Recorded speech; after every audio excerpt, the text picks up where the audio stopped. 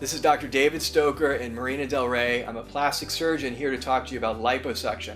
Liposuction is one of the most common plastic surgery operations performed in the United States. It also has the lowest complication rate of any plastic surgery operation that's performed. For many patients, it's almost like a miracle. The recovery is so fast and it's so effective at removing fat.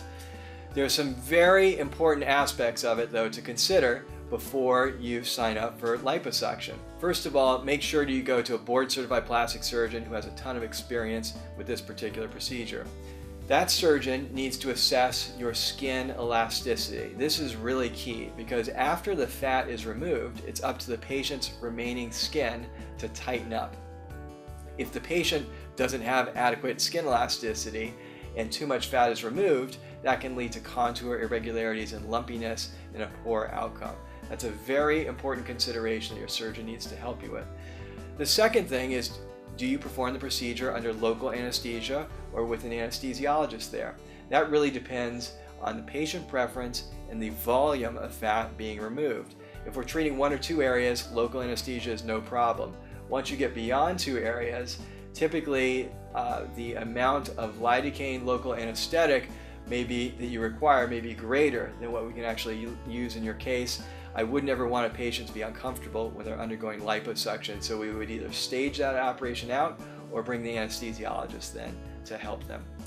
How soon can you go back to work after liposuction? Well, if we're performing it under local anesthesia, I've had patients go back to work the same day.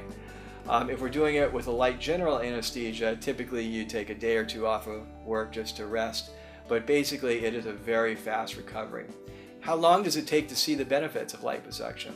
The benefits are immediate from the procedure, and they continue to improve as all the swelling resolves over the course of several months. I try to engage my patients in helping themselves to get the best results possible.